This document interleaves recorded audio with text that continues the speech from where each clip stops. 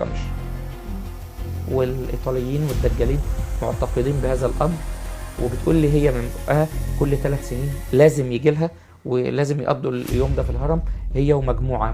الحقيقه ان فعلا الامور دي اثرت عليها جدا وخلتها بقت انسانه غير سويه. بس هو كان هي لسه ما تمش الحكم عليها. ما تمش الحكم، انا هطلعها بقولها لك اهو.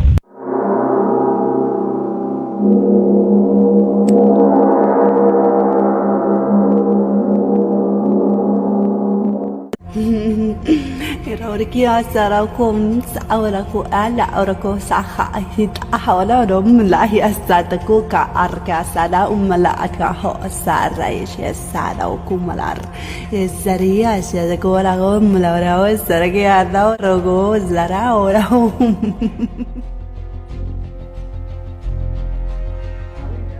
معلش هات لنا الطلاسم دي تاني نولع في الصوت ده معلش.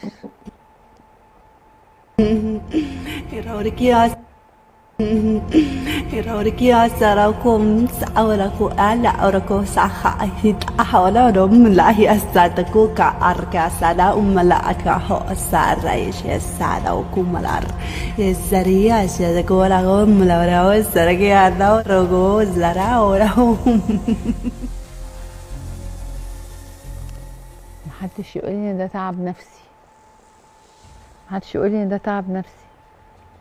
يعني ما يجيش يعني طبعا كله للقضاء وكله يرجع للنيابه والقضاء، لكن مش كل واحده هتقتل بنتها هنطلعها عيانه. اولا هات لي الجلسه الروحانيه اللي هي كانت قاعده فيها دول، انتوا مش واخدين بالكم من حاجه. الجلسه الروحانيه دي، وسيب صوتي على الهوا لو سمحت.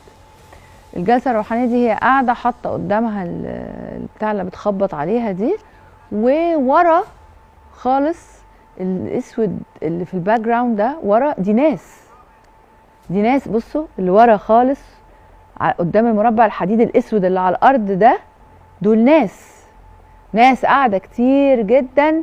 قال يعني كده بيتخلصوا من ارواحهم الشريره وبياخدوا طاقه.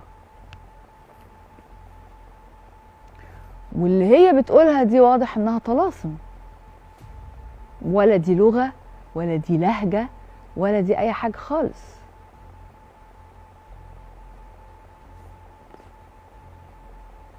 ايه اللي دخلها في الطريق ده؟ وليه واحدة مضيفة طيران؟ ده انا مش هقدر اقول غير انه شيطان، وان اللي بيقنعك سبب تغطيتي لهذا التقرير ان احنا بنضرب ناقوس خطر. هو الفويس بتاع اختها موجود؟ ناقوس خطر بيقول للناس ما تدخلوش في الدايره دي. يعني اولا مامتها واختها وناس محترمه جدا بيقولوا ان هي لما كانت بتسافر تونس وكده مش اي حاجه باينه عليها. يعني ما كانتش مثلا بتتصرف انها ممسوسه ولا بتتصرف بطريقه مش لطيفه ولا دي واحده بتزاول. يعني راحت لناس وابتدت بقى تحضر حاجات وتزاول الحكايه.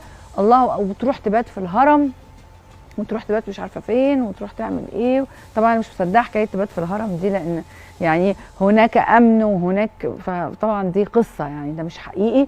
لكن هي كانت بتزور الحاجات اللي هي الفرعونيه و يعني تحسبا منها اللي هي هتاخد طاقه. طيب هي كانت ماشيه كويس لغايه ما قابلت، هنقول بقى هي بتقول عالم طاقه ايطالي، والعالم الطاقه الايطالي ده تواصل معاها وجالها مصر. وغريبه جدا جدا جدا انها تكون بهذه الاهميه انه يجي لها مصر مخصوص، وابتدوا يزوروا الحاجات المعالم السياحيه، الاهرامات وابو الهول و وكانت بتحضر معاه مش عارفه ايه طاقه وعلمها ايه